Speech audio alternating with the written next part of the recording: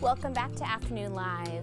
The holidays bring people together, but they can also bring manipulators and scammers, and the surprising truth is that they may be someone that you know.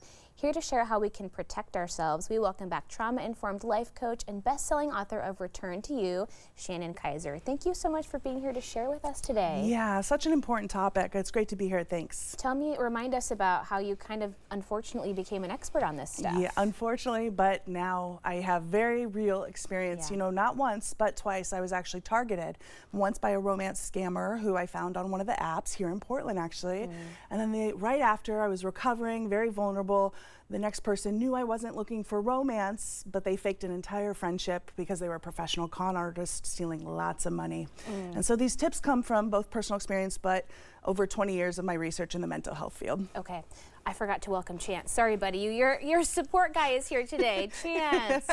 we do have Chance, yeah. I'm like, he's just part of the crew now. Yeah, he's part of our segment. You have some tips for us today. So things to be on the lookout for, like early trauma dumping or premature sharing extra vulnerable stuff. Yes, you know, what we're looking for is you could be living with someone who is maybe faking the relationship, but they're master manipulators, and so you don't know. And what we're really looking for is these signs. One of the most common signs that predators, if you will use, or master manipulators, is a share of a very personal story. For me personally, on the romance scamming, on that personal date, within the first 20 minutes of knowing this person, they were sharing the most personal story ever that was so traumatic from their childhood. And I was like, wow, I just met this person. But studies show that actually people who are psychopathic or murderers even, they use this tactic because it's a boundary test. If the person reaches out, I'm so sorry, which at the time, of course, I'm an empath. Anybody who's caring will do that. Oh, that shows them this person is able to be a target. But if you set a boundary or if you change the subject, that kind of shows them maybe this person isn't to be played with. Yeah, that makes a lot of sense. Okay, another one here, fast-tracked intimacy or instant connection. This is, we see this all the time, even if you've seen the Tinder swindler, but they force these manipulators, con artists, scammers, they don't have a lot of time. They're looking for the fastest way in. So they're going to find what you want and become that. It's like a love bomb. Or for me, I wanted to have time and spend time with people, and I like to, get to know them. And so they would just go deep into the conversations right away, but this isn't who they really were. So anytime someone's really moving fast, anytime, that should be a red flag.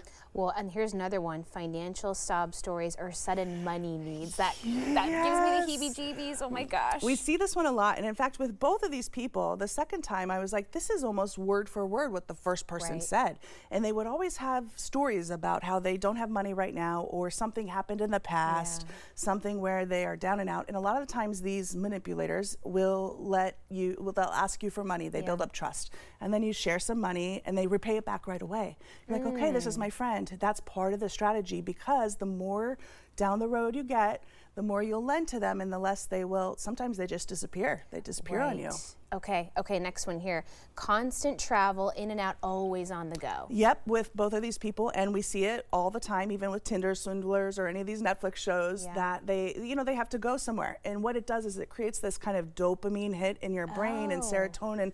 I want to see them. They're leaving. All of a sudden, they're on a trip. But really, I learned that these men weren't actually anywhere. They were just looking for new targets. Oh, interesting. So it's a lie. And a lot of times, what we want to do is this only works if you have not looked at your abandonment wounds or rejection wounds. So I went on a deep dive, healed my inner child, and now if you don't have a fear of rejection, that can't get into you. Yeah, that makes a lot of sense. Okay, a couple other ones to look out for here. Frequent confusion, gaslighting, or shifting the narrative. This happens a lot. If there's like a word salad in there where they start and they're very, you're dysregulated when you're sitting with them, and they know this. A master manipulator knows how to start a conversation, end it a different way. Gaslighting is where they make you believe something that really didn't happen, but you know it did.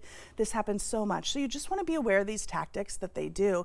And if you have a friendship or a relationship or anybody you know who's doing these regularly, it's probably best to listen to that inner voice that's like, something's off. I know that maybe this person isn't who they say they are. Yeah, exactly. Okay, what about having secrecy about parts of their past. Yeah, even parts of their past, or if you feel like maybe they're leading a double life. Yeah. The secrecy is so important, and sometimes people, you know, I was with a con artist, for example, we were building a friendship over 3-4 months, and I was like, wow, we see each other almost every other day, and I asked what their childhood nickname was.